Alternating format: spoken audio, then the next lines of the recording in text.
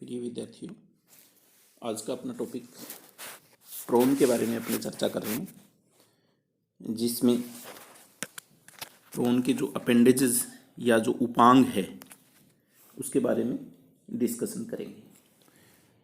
तो जैसे अपने पहले जो इसकी स्ट्रक्चर है, स्ट्रक्चर में अपने पहले इसके बारे में देखा है कि प्रोन का जो शरीर है, जो बॉडी है, वो 19 खंडों में विभाजित होती है। और जैसे आगे की तरफ उसका हेड पार्ट होता है, फिर उसका थोरेक्स पार्ट होता है और फिर उसका एब्डोमिनल पार्ट होता है। तो ठीक इस तरह से उसके अंदर क्या होते हैं, अलग अलग जो बॉडी पार्ट्स हैं उनके खंड पाए जाते हैं। तो आगे का जो इसका हेड पार्ट है, हेड और थोरेक्स पार्ट है, वो आपस में मिल जाता है और मिलने के कारण इसको अपने क्या बोलते हैं, सिफेलोथोरेक्स। जैसे इस डायग्राम में ये केरापेस का जो पार्ट दिखा रखा है, ये केरापेस क्या है, सिफेलोथोरेक्स का पार्ट है, जिसमें हेड और उसका थोरेक्स पार्ट है वो मिला रहता है। और पीछे का जो पार्ट है वो क्या है, उदरीय भाग है, जिसको अपने एब्डोमिनल पार्ट कहते हैं। तो खंडों की बात करें तो जैसे इसका आगे का सिफेलिक पार्ट है, सिफेलिक पार्ट में कितने होते हैं, 5 खंड होते हैं, थोरेसिक पार्ट में 8 खंड होते हैं और एब्डोमिनल पार्ट में 6 खंड होते हैं। तो टोटल इस तरह से इसके अंदर 19 खंड पाए जाते हैं। तो इसी आधार पर इसके जो प्रत्येक खंड है, प्रत्येक खंड के ऊपर एक जोड़ी उपांग होते हैं। उपांग या जो अपेंडेजेस होते हैं वो होते हैं। तो जैसे इसके अंदर आगे का डायग्राम देखो, अपेंडेजेस 19 जोड़ी हैं। जो इसका सिफेलिक अपेंडेजेस है कितने, 5 जोड़ी है। थोरेसिक अपेंडेजेस है कितने हैं, 8 जोड़ी है। और एब्डोमिनल अपेंडेजेस है वो कितने, 6 जोड़ी हैं। तो जो पहला जो डायग्राम है इसका, ये है सिफेलिक अपेंडेजेस। जो शीर्षस्थ पार्ट है इसका, हेड वाला पार्ट है, उसके अंदर जो उपांग पाए जाते हैं वो हैं। फिर दूसरा डायग्राम है इसके अंदर, इसके अपेंडेजेस का है। तो ये थोरेसिक अपेंडेजेस है और थोरेसिक अपेंडेजेस के अंदर इसके अंदर 8 जोड़ी उपांग पाई जाती हैं, जिसके अंदर 3 जोड़ी मैक्सिलिपिड होती है और 5 जोड़ी इसकी वॉकिंग लेग्स होती है। और ये तीसरा जो डायग्राम है ये इसका एब्डोमिनल अपेंडेजेस का है, जिसके अंदर 6 जोड़ी उपांग पाए जाते हैं, जिसमें 5 जोड़ी प्लियोपोड्स और 1 जोड़ी यूरोपोड होता है। तो अपने जो इस अपेंडेजेस है, अपेंडेजेस के अंदर इनकी पर्टिकुलर जो स्ट्रक्चर है, किस तरह से स्ट्रक्चर है उनकी और उसके क्या काम हैं, इसके बारे में चर्चा करेंगे। दूसरा, ये जो अपना टॉपिक है ये प्रैक्टिकल की दृष्टि से भी बहुत महत्वपूर्ण है कि प्रैक्टिकल के अंदर ये अपने इसके क्या है, जो डिसेक्ट करवाते हैं तो उसके अंदर उपांग या जो अपेंडेजेस हैं उनको आपको निकालना होता है। तो उनकी एक निश्चित सीरीज होती है। तो बिल्कुल पर्टिकुलर जैसे नाम है, सिफेलिक अपेंडेजेस में पहला कौन सा है, दूसरा, तीसरा, चौथा, 5वां, इसी तरह से इसके थोरेसिक अपेंडेजेस है। थोरेसिक अपेंडेजेस में 8 है तो उनकी सीक्वेंस है, और एब्डोमिनल अपेंडेजेस है तो 6 है तो उनकी सीक्वेंस है। तो इसी आधार पर अपने को इसको याद रखना है और अपने इनके जो स्ट्रक्चर है और उनके जो काम है उसके बारे में लिखना होता है वहाँ पर। और अब अपन चर्चा करें तो सबसे पहले जो इसका अपेंडेजेस है, इस अपना जो वीडियो है, इस वीडियो के अंदर अपने सिफेलिक अपेंडेजेस जो 5 उपांग पाए जाते हैं उसके बारे में चर्चा करेंगे। तो जो उपांग या जो अपेंडेजेस है, तो प्रत्येक जोड़ी के अंदर, प्रत्येक बॉडी का जो पार्ट है उस पार्ट के अंदर एक जॉइंटेड अपेंडेजेस इसके अंदर पाया जाता है। और इसकी जो संरचना है वो बाइरेमस टाइप की होती है, द्विशाखी होती हैं ये। अगर अपन प्रारूपिक रूप से, टिपिकल रूप से अगर किसी भी एक उपांग की बात करें तो इसका जो खंड है, खंड के अंदर मुख्य रूप से इसका आधार भाग होता है, जो बेस जहाँ पर वो बॉडी से जुड़ता है, वो क्या कहलाता है, प्रोटोपोडाइट कहलाता है। और इस प्रोटोपोडाइट के ऊपर की तरफ इसके 2 खंड होते हैं, जो एक बाहर की तरफ होता है जिसे एक्जोपोडाइट कहते हैं, और दूसरा अंदर की तरफ होता है जिसे एंडोपोडाइट कहते हैं। तो ये जो स्ट्रक्चर है, इस स्ट्रक्चर के अंदर, इसके अंदर क्या होता है, या तो कुछ चेंजेस आ जाते हैं, या फिर इनकी निश्चित सीक्वेंस होती है, या पूरे के पूरे जो इसके पार्ट्स हैं उन पार्ट्स के अंदर परिवर्तन होता है। तो उसी के आधार पर, इसके अंदर मॉडिफिकेशन के आधार पर ये अलग अलग उपांग है।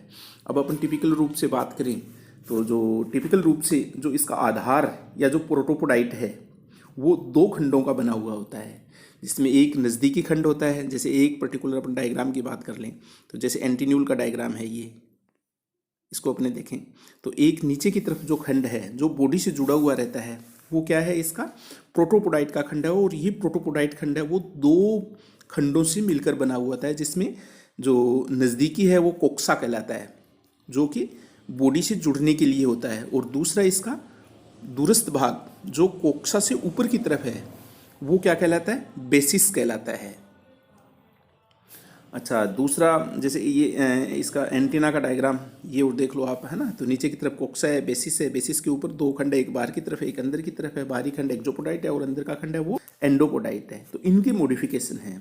अब सिफेलिक अपेंडेजेस की बात करते हैं पर्टिकुलर अपनी। तो सिफेलिक अपेंडेजेस के अंदर जो पहला सिफेलिक अपेंडेजेस है इसका, जैसे सिफेलिक अपेंडेजेस है तो इसके अंदर क्या 5 जोड़ी सिफेलिक अपेंडेज कर लिए, जिसके अंदर क्या होते हैं 2 प्रीओरल होते हैं मुख से पहले के, और 2 क्या होते हैं मुख के बाद के, यानी ओरल के बाद की स्ट्रक्चर है। तो मुख के पहले हैं वो 2 प्रीओरल, 2 जोड़ी प्रीओरल होते हैं, और उनको अपने एंटीन्यूल और एंटीना, ये दोनों के दोनों इसके अपेंडेजेस है। और मुख के बाद के यानी पोस्ट ओरल है वो कौन से हैं, मैंडिबल, मैक्सिलरी और मिक्जिला। ये इसके 3 जो अपेंडेजेस है वो पोस्ट ओरल है।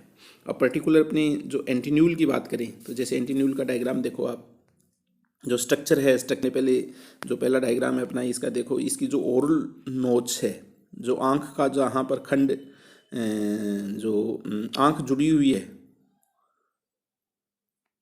ये ऑर्बिटल नोच, और ऑर्बिटल नोच के नीचे की तरफ इसके अंदर जो उपांग पाया जाता है वो कौन सा होता है, एंटीन्यूल होता है। तो दोनों साइड में इसमें एक एक जो ऑर्बिटल नोच है उसके नीचे की तरफ इसका एंटीन्यूल पाया जाता है, जो कि एक जोड़ी होते हैं। अब एक खंड की अपने बात करें तो जो इसका नेत्र स्टॉक है उसके आधार के नीचे की दोनों ओर एक एक एंटीन्यूल होता है, और इसके जो प्रोटोपोडाइट है, प्रोटोपोडाइट में 3 खंड होते हैं। जैसे अपने पहले चर्चा की प्रोटोपोडाइट में क्या टिपिकल रूप से बात करें अपने तो 2 खंड होते हैं, कोक्सा और बेसिस। तो इसमें एक खंड है वो और पाया जाता है एक्स्ट्रा, जिसमें नीचे की तरफ का जो खंड है ये क्या है, इसका प्रीकोक्सा कहलाता है। फिर प्रीकोक्सा के ऊपर की तरफ कोक्सा है, कोक्सा के ऊपर बेसिस है, और बेसिस से ऊपर की तरफ 2 इसमें फिलर्स जो संस्पर्क है इसके वो जुड़े हुए रहते हैं। तो एक बाहर की तरफ है एक अंदर की तरफ है। तो टिपिकल अपन चर्चा की तो कोक्सा बेसिस प्रोटोपोडाइट हो गए, प्रोटोपोडाइट में एक एक्जोपोडाइट बाहर की तरफ और एक एंडोपोडाइट अंदर की तरफ। अब जो इसमें मॉडिफिकेशन है, मॉडिफिकेशन में एक एक्स्ट्रा संरचना जो प्रीकोक्सा है वो इसमें पाई जाती है। तो ये जो प्रीकोक्सा है ये बॉडी जहाँ पर जो अपेंडेजेस जुड़ता है तो इसका जो पहला खंड है वो प्रीकोक्सा कहलाता है, फिर उसके ऊपर कोक्सा और फिर बेसिस। तो ये जो 3 खंड है ये तीनों खंड मिलकर इसके प्रोटोपोडाइट का निर्माण करते हैं। अच्छा, स्ट्रक्चर के अंदर बात करें अपने तो जो इसका निकटवर्ती जो समीपस्थ प्रीकोक्सा है उसकी ऊपरी सतह पर एक गड्ढा होता है जिसमें स्टेटोसिस्ट का छिद्र होता है। तो स्टेटोसिस्ट अपने को पता है कि बैलेंसिंग ऑर्गन होता है इस जंतु का, तो यहाँ पर स्टेटोसिस्ट का छिद्र है, जैसे इस डायग्राम में दिखा रखा है ओपनिंग ऑफ स्टेटोसिस्ट ये वाला। अच्छा, फिर उसकी जो स्टेटोसिस्ट है उस स्टेटोसिस्ट के बाहरी किनारे पर इसमें एक और स्पाइनी पाली है वो पाई जाती है, और इसे अपने स्टाइलोसिराइट कहते हैं। अच्छा, कोक्सा इसका छोटा और बेलनाकार होता है, बेसिस पर लंबे और अनेक संधियों वाले जो चाबुक के समान 2 फिलर्स होते हैं। जैसे बेसिस के ऊपर अपने देखें तो 2 फिलर्स हैं जो संभवतः एक्जोपोडाइट और एंडोपोडाइट के समान होते हैं। अच्छा, बाहर का फिलर इसके अंदर फिर 2 शाखाओं में बंट जाता है, जिसमें अंदर की शाखा इसकी छोटी होती है और बाहरी शाखा होती है वो बड़ी होती है। अच्छा, एंटीन्यूल एक इसका जो इसके अंदर जो सीटी पाई जाती हैं उसके कारण ये क्या होता है, सेंसरी होता है। तो एंटीन्यूल पर अनेक इसके जो सीटी या जो शूक जिनको बोलते हैं वो पाए जाते हैं इस प्रकार। तो ये जो इसका एंटीन्यूल है वो टेक्टाइल या जो स्पर्श संवेदी होता है। अच्छा, फिर इसके बाद में इसका जो दूसरा अपेंडेजेस है एंटीना, एंटीना की चर्चा करें अपने तो दोनों साइड के जो एंटीन्यूल है, एंटीन्यूल के नीचे की तरफ एक एक एंटीना होता है, और प्रत्येक एंटीना का प्रोटोपोडाइट फूला हुआ होता है। तो प्रोटोपोडाइट का पार्ट कौन सा है अपने को पता है, कोक्सा और बेसिस। तो प्रोटोपोडाइट है वो फूली हुई स्ट्रक्चर के रूप में है, जैसे नीचे की आधार है वो क्या है, फूला हुआ है। और इसका कारण क्या होता है कि इसके अंदर जो उत्सर्जी अंग है वो उपस्थित होते हैं। जंतु के जो उत्सर्जी अंग होते हैं वो यहीं पर आकर खुलते हैं। तो कोक्सा का जो इंटरनल जो अंदर का भाग होता है वहाँ पर इसके अंदर एक रीनल एपर्चर पाया जाता है, और ये रीनल एपर्चर जो उत्सर्जी मटेरियल होता है उसको बाहर निष्कासित करने का कार्य करता है। तो जो प्रोटोपोडाइट है वो फूली हुई स्ट्रक्चर के रूप में है। इसका मतलब नीचे जो कोक्सा और बेसिस है वो फूली हुई स्ट्रक्चर के रूप में दिखाई दे रहे हैं, कारण रीनल एपर्चर की उपस्थिति के कारण। इसका मतलब इसके जो उत्सर्जी अंग है वो इसके अंदर उपस्थित होते हैं। अच्छा, फिर बाद में अपने इसके एंडोपोडाइट की बात करें तो इसका जो एंडोपोडाइट है वो जैसे अंदर की तरफ एक स्ट्रक्चर दिखा रखी है, ये फिलर ऑफ एंडोपोडाइट्स है ना। तो ये जो एंडोपोडाइट है वो जॉइंटेड फिलर के रूप में होता है इसमें, और जबकि इसके अंदर जो इसका एक्जोपोडाइट है वो चौड़ी पत्ती के समान स्केल्स के रूप में होता है। और ये जो स्केल है उसकी भीतरी और जो बाहरी जो दूरस्थ किनारे हैं उन किनारों के ऊपर इसके अंदर सीटी या शुक पाए जाते हैं। तो ये इसकी स्ट्रक्चर है। तो जो एंडोपोडाइट है वो इसके अंदर क्या है, जॉइंटेड फिलर्स के रूप में है, और जो एक्जोपोडाइट है वो स्केल या जो पत्ती के समान, ऐसे मान लें अपने इसको पत्ती के समान संरचना है उसके रूप में, जिसके ऊपर सीटी पाई जाती हैं। तो संभवतः तैरते समय ये बैलेंसिंग ऑर्गन का भी कार्य करता है। तो इस प्रकार जो एंटीना है, एंटीना के फंक्शन की बात करें तो सेंसरी हो गया, एक्सक्रीटरी हो गया और बैलेंसिंग हो गया। तो ये इसके फंक्शन है। फिर इसके बाद में जो तीसरा इसका है डायग्राम अपने तीसरा अपेंडेजेस वो है मैंडिबल। तो इसकी जो एंटीन्यूल और एंटीना है ये कौन से हैं, प्री ओरल सिफेलिक अपेंडेजेस है। फिर पोस्ट ओरल यानी मुख के बाद की जो अपेंडेजेस हैं उनके अंदर अपने देखें तो कौन कौन से हो गए, मैंडिबल, मिग्जिलुली और मिग्जिला। तो अब सबसे पहले अपने इसके जो पोस्ट ओरल अपेंडेजेस हैं उसमें देखें तो मैंडिबल। तो मैंडिबल की स्ट्रक्चर में देखो तो इसका जो माउथ होता है, मुख के दोनों साइड में दाएं और बाएं दो मैंडिबल होते हैं इसके अंदर, जो सॉलिड जो दृढ़ कैल्शियम संरचनाएं होती हैं उनके द्वारा बना हुआ होता है, कैल्शियम के बने हुए होते हैं ये। और प्रत्येक मैंडिबल लगभग पूरा कोक्सा का बना होता है। जैसे नीचे का अपने इसमें डायग्राम देखें तो पूरा का पूरी जो स्ट्रक्चर है, ये जो इसके जबड़े हैं, जबड़ों से लेकर नीचे की जो कैविटी वगैरह दिखाई दे रही है, ये सारा का सारा है कोक्सा पार्ट है। तो प्रत्येक मैंडिबल लगभग पूरा कोक्सा का बना हुआ होता है, जिसका निकटवर्ती जो नीचे का पार्ट है वो खोखला और त्रिभुजाकार होता है। इसे अपने क्या कहते हैं, एपोफाइसिस कहते हैं। और इसका जो दूसरा जो दूरस्थ भाग है वो हेड कहलाता है, जो ऊपर का पार्ट है वो हेड कहलाता है। अच्छा, हेड है, हेड के ऊपर इसमें दो प्रोसेसेस या जो इसके जबड़े होते हैं वो होते हैं, जिनमें से एक मोलर प्रोसेस और दूसरा इंसाइजर प्रोसेस। तो जो मोलर प्रोसेस है उसके ऊपर 5 से 6 टिथ होते हैं, दांत होते हैं इसके ऊपर। और जो इसका दूसरा इंसाइजर प्रोसेस है, जो इंसाइजर जबड़ा है उसके ऊपर 3 दांत होते हैं। तो ये इसके स्ट्रक्चर के रूप में है। अच्छा, हेड के जो बाहरी किनारा है, बाहरी किनारे पर मैंडिबुलर पाल्प, जैसे डायग्राम में दिखा रखा है, मैंडिबुलर पाल्प होता है वो जुड़ा हुआ रहता है, जिसका एक जो प्रारंभिक खंड है वो क्या, बेसिस कहलाता है। और बेसिस के ऊपर की तरफ इसके अंदर जो 2 खंड दिखाई दे रहे हैं ये क्या है, इसके एंडोपोडाइट के हैं। तो बेसिस का जो दूसरा ऊपर का पार्ट है वो क्या है, एंडोपोडाइट कहलाता है। अच्छा, एक्जोपोडाइट होता है उसका इसके अंदर अभाव होता है, एक्जोपोडाइट नहीं पाया जाता। अच्छा, दोनों मैंडिबल है वो परस्पर मिलकर काटने का काम करते हैं, काटने वाले जबड़े की तरह होते हैं और भोजन को पीसने का कार्य करते हैं। तो ये इसके फंक्शन है। इसका मतलब मैंडिबल है ये क्या है, इसके जबड़े के रूप में होता है। अच्छा, फिर इसका जो चौथा मिग्जुलिला या मिग्जुलिली जिसको बोलते हैं अपने, ये इसका अपेंडेजेस हैं। और इसकी स्ट्रक्चर की बात करें तो ये छोटे होते हैं, पतले और पत्ती के समान हैं। और इसका कोक्सा और बेसिस, जो नीचे का पार्ट दिखा रखा है ये कोक्सा है, कोक्सा के ऊपर की तरफ क्या है, बेसिस है। तो कोक्सा और बेसिस है वो उनके स्वतंत्र किनारों पर न्यूक्लियस स्पाइंस या जो टिथ के रूप में ही हैं ये भी। तो न्यूक्लियस स्पाइंस होते हैं जो अंदर की ओर जबड़ों की भांति उभरे हुए रहते हैं। तो ये भी जबड़ों के रूप में अपने को दिखाई दे रहे हैं कि इस तरह से होते हैं, लेकिन ये क्या होते हैं, पतले और पत्ती के समान होते हैं। तो जो एंडोपोडाइट है, एंडोपोडाइट का जो ऊपर का जो बेसिस के ऊपर और जो कोक्सा के पार्ट के ऊपर की जो स्ट्रक्चर दिखा रखी है वो क्या है, कर्व्ड है, मुड़ी हुई दिखाई दे रही है अपने को, कर्व्ड है। और जो इसका हेड पार्ट है कर्व्ड पार्ट का, वो द्विशाखित होता है, द्विशाखित प्रोसेस के रूप के अंदर रचना बनाता है। तो जो इसके अंदर भी एक जो पोडाइट होता है वो अनुपस्थित होता है। तो नीचे कोक्सा हो गया, बेसिस हो गया, और ऊपर की तरफ इसमें एंडोपोडाइट है और एक्जोपोडाइट है वो अनुपस्थित होता है, नहीं पाया जाता है इसमें। और ये भोजन के जो मैनिपुलेशन का कार्य है, आगे बढ़ाने का जो परिचालन का कार्य है वो करते हैं। इसके अलावा इसका जो पांचवा खंड है या जो पांचवा अपेंडेजेज है वो क्या है, मिग्जुलिला, या जिसको अपने मेग्जिला कहते हैं।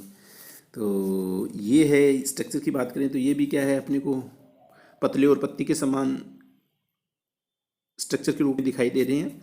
और इनका जो छोटा नीचे का पार्ट है कोक्सा, वो आंशिक रूप से विभाजित, जैसे बीच में ब्रांच दिखा रखा है तो ये कोक्सा होता है, ये ब्रांच दिखाई दे रहा है अपने को, तो आंशिक रूप से विभाजित दिखाई दे रहा है। और इसका जो बड़ा बेसिस पार्ट है ऊपर की तरफ, ये बाइरेमस जो दिखा रखा है दो शाखाओं के रूप में, इंसाइजर के जो इसके, ये भी क्या है, जबड़ों के रूप में दिखाई दे रहा है। तो ये जो इसका बड़ा बेसिस पार्ट है वो अंदर की ओर फिर द्विशाखित होता है और द्विशाखित जबड़े बनाता है।